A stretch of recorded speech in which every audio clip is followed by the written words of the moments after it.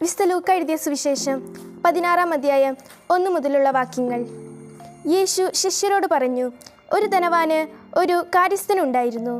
അവൻ സ്വത്ത് ദുർവ്യയം ചെയ്യുന്നുവെന്ന് യജമാനന് പരാതി ലഭിച്ചു. യജമാനൻ അവനെ വിളിച്ചു ചോദിച്ചു, നിന്നെപ്പറ്റി ഞാൻ കേൾക്കുന്നത് എന്താണ്? നിന്റെ കാര്യസ്ഥതയുടെ കണക്ക് ബോധിപ്പിക്കുക. മേലിൽ നീ കാര്യസ്ഥനായി ഇരിക്കാൻ പാടില്ല. ആ കാര്യസ്ഥൻ ആത്മഗതം ചെയ്തു, യജമാനൻ കാര്യസ്ഥത എന്നിൽ നിന്ന് എടുത്തു കളയുന്നതിനാൽ ഞാൻ ഇനി എന്തു ചെയ്യും? കിളയ്ക്കാൻ എനിക്ക് ശക്തിയില്ല, ഭിക്ഷ യാചിക്കാൻ ലജ്ജ തോന്നുന്നു. എന്നാൽ യജമാനൻ കാര്യസ്ഥത എന്നിൽ നിന്ന് എടുത്തു കളയുമ്പോൾ ആളുകൾ തങ്ങളുടെ വീടുകളിൽ എന്നെ സ്വീകരിക്കേണ്ടതിന് എനിക്ക് ചെയ്യണമെന്ന് എനിക്കറിയാം. യജമാനനിൽ നിന്ന് കടം വാങ്ങിയവർ ഓരോരുത്തരെ അവൻ വിളിച്ചു. ഒന്നാമനോട് അവൻ ചോദിച്ചു, നീ എൻ്റെ യജമാനന് എന്തു കൊടുക്കാനുണ്ട്? അവൻ പറഞ്ഞു, 100 ബത്ത് എണ്ണ. അവൻ പറഞ്ഞു, ഇതാ എൻ്റെ പ്രമാണം, എടുത്ത് 50 ബത്ത് എന്ന് തിരുത്തി എഴുതുക. അനന്തരം അവൻ മറ്റൊരുവനോട് ചോദിച്ചു, നീ എന്തു കടപ്പെട്ടിരിക്കുന്നു? അവൻ പറഞ്ഞു, 100 കോർ ഗോതമ്പ്. അവൻ പറഞ്ഞു, നിന്റെ പ്രമാണം എടുത്ത് 80 കോർ എന്ന് തിരുത്തി എഴുതുക. കൗശലപൂർവം പ്രവർത്തിച്ചതിനാൽ നീതിരഹിതനായ കാര്യസ്ഥനെ യജമാനൻ പ്രശംസിച്ചു. എന്തെന്നാൽ ഈ യുഗത്തിൻ്റെ മക്കൾ തങ്ങളുടെ തലമുറയിൽ വെളിച്ചത്തിൻ്റെ മക്കളേക്കാൾ ബുദ്ധിശാലികളാണ്. ഞാൻ നിങ്ങളോട് പറയുന്നു, അധാർമിക സമ്പത്തുകൊണ്ട് നിങ്ങൾക്കായി സ്നേഹിതരെ സമ്പാദിച്ചു കൊള്ളുവിൻ. അത് നിങ്ങളെ കൈവെടിയുമ്പോൾ അവർ നിങ്ങളെ നിത്യകൂടാരങ്ങളിൽ സ്വീകരിക്കും. ചെറിയ കാര്യത്തിൽ വിശ്വസ്തൻ വലിയ കാര്യത്തിലും വിശ്വസ്തനായിരിക്കും. ചെറിയ കാര്യത്തിൽ അവിശ്വസ്തൻ വലിയ കാര്യത്തിലും അവിശ്വസ്തനായിരിക്കും.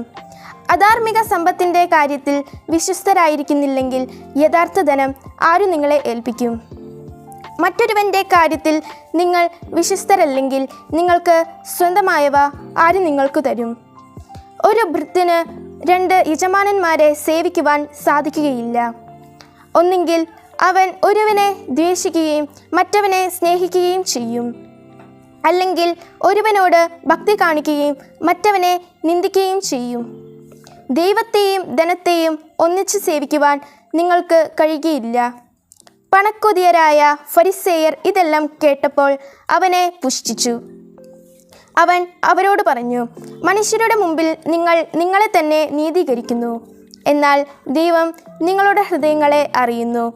മനുഷ്യർക്ക് ഉത്കൃഷ്ടമായത് ദൈവസൃഷ്ടിയിൽ നികൃഷ്ടമാണ്. നിയമവും പ്രവാചകന്മാരും യോഹന്നാൻ വരെ ആയിരുന്നു. അതിനുശേഷം ദൈവരാജ്യത്തിൻ്റെ സുവിശേഷം പ്രസംഗിക്കപ്പെടുന്നു. എല്ലാവരും ബലം പ്രയോഗിച്ച് അതിൽ പ്രവേശിക്കുന്നു. നിയമത്തിലെ ഒരു പുള്ളിയെങ്കിലും അസാധുവാകുന്നതിനേക്കാൾ എളുപ്പം ആകാശവും ഭൂമിയും അപ്രത്യക്ഷമാകുന്നതാണ്. ഭാര്യയെ ഉപേക്ഷിച്ച് മറ്റൊരുവളെ വിവാഹം ചെയ്യുന്നവൻ വ്യഭിചാരം ചെയ്യുന്നു. ഭർത്താവ് ഉപേക്ഷിച്ചവളെ വിവാഹം ചെയ്യുന്നവനും വ്യഭിചാരം ചെയ്യുന്നു. ഒരു ധനവാൻ ഉണ്ടായിരുന്നു. അവൻ ചെമന്ന പട്ടും മൃദുല വസ്ത്രങ്ങളും ധരിക്കുകയും എന്നും സുഭിക്ഷക്തമായി ഭക്ഷിച്ച് ആനന്ദിക്കുകയും ചെയ്തിരുന്നു. അവൻ്റെ പടിവാതിൽക്കൽ ലാസർ എന്നൊരു ദരിദ്രൻ കിടന്നിരുന്നു. അവൻ്റെ ശരീരം വ്രണങ്ങൾ കൊണ്ട് നിറഞ്ഞിരുന്നു. ധനവാന്റെ മേശയിൽ നിന്ന് വീണിരുന്നവ കൊണ്ട് വിശപ്പടക്കാൻ അവൻ ആഗ്രഹിച്ചു.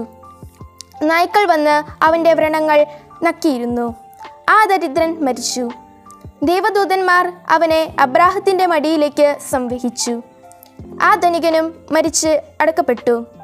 അവൻ നരകത്തിൽ പീഡിപ്പിക്കപ്പെടുമ്പോൾ കണ്ണുകൾ ഉയർത്തി നോക്കി ദൂരെ അബ്രാഹത്തെയും അവൻ്റെ മടിയിൽ ലാസറിനെയും കണ്ടു. അവൻ വിളിച്ചു പറഞ്ഞു, പിതാവായ അബ്രാഹമേ, എന്നിൽ കനിയണമേ. തൻ്റെ വിരൽ തുമ്പ് വെള്ളത്തിൽ മുക്കി എൻ്റെ നാവ് തണുപ്പിക്കാനായി ലാസറിനെ അയക്കണമേ. ഞാൻ ഈ അഗ്നിജ്വാലയിൽ കിടന്ന് യാതന അനുഭവിക്കുന്നു.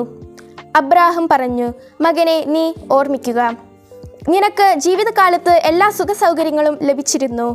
ലാസറിനോ കഷ്ടതകളും. ഇപ്പോൾ അവൻ അവിടെ ആനന്ദിക്കുകയും നീ വേദന അനുഭവിക്കുകയും ചെയ്യുന്നു. കൂടാതെ ഞങ്ങൾക്കും നിങ്ങൾക്കും മധ്യേ ഒരു വലിയ ഗർത്തവും സ്ഥാപിക്കപ്പെട്ടിരിക്കുന്നു. ഇവിടെ നിന്ന് നിങ്ങളുടെ അടുത്തേക്കോ അവിടെ നിന്ന് ഞങ്ങളുടെ അടുത്തേക്കോ വരാൻ ആഗ്രഹിക്കുന്നവർക്ക് അത് സാധിക്കുകയില്ല. അപ്പോൾ അവൻ പറഞ്ഞു, പിതാവേ, അങ്ങനെയെങ്കിൽ ലാസറിനെ എൻ്റെ പിതൃഭവനത്തിലേക്ക് അയക്കണമേ എന്ന് ഞാൻ അപേക്ഷിക്കുന്നു. എനിക്ക് 5 സഹോദരന്മാരുണ്ട്. അവരും പീഡകളുടെ ഈ സ്ഥലത്ത് വരാതിരിക്കേണ്ടതിന് അവൻ അവർക്ക് സാക്ഷ്യം നൽകട്ടെ. അബ്രാഹാം പറഞ്ഞു, അവർക്ക് മോശയും പ്രവാചകന്മാരും ഉണ്ടല്ലോ, അവരുടെ വാക്കു കേൾക്കട്ടെ. ധനവാൻ പറഞ്ഞു, പിതാവായ അബ്രാഹാമേ, അങ്ങനെയല്ല, മരിച്ചവരിൽ ഒരുവൻ ചെന്ന് പറഞ്ഞാൽ അവർ അനുദപിക്കും.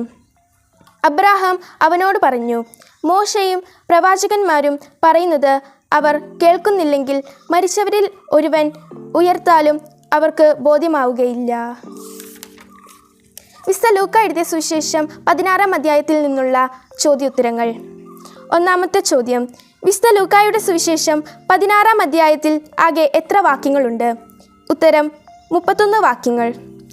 ചോദ്യം 2, വിശുദ്ധ ലൂക്കായുടെ സുവിശേഷം 16-ാം അധ്യായത്തിൽ യേശു ശിഷ്യരോട് പറയുന്ന ആദ്യത്തെ ഉപമ ഏത്?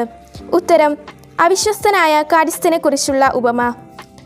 ചോദ്യം 3, അവിശ്വസ്തനായ കാര്യസ്ഥൻ്റെ ഉപമ യേശു ആരോടാണ് പറഞ്ഞത്?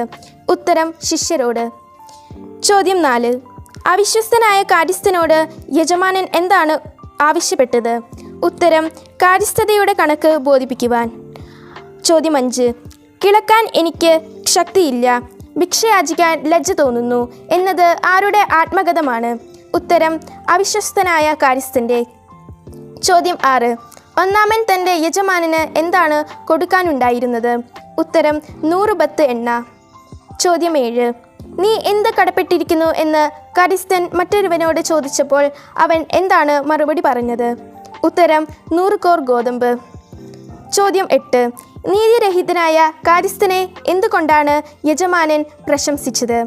ഉത്തരം കൗശലപൂർവം പ്രവർത്തിച്ചതിനാൽ. ചോദ്യം 9, കൗശലപൂർവം പ്രവർത്തിച്ചതിനാൽ ആരെയാണ് യജമാനൻ പ്രശംസിച്ചത്? ഉത്തരം നീതിരഹിതനായ കാര്യസ്ഥനെ. ചോദ്യം 10, വിശുദ്ധ ലൂക്ക എഴുതിയ സുവിശേഷം 16-ാം അധ്യായത്തിലെ 8-ാം വാക്യത്തിലെ പ്രകാരം ആരാണ് വെളിച്ചത്തിൻ്റെ മക്കളേക്കാൾ ബുദ്ധിശാലികൾ? ഉത്തരം ഈ യുഗത്തിൻ്റെ മക്കൾ.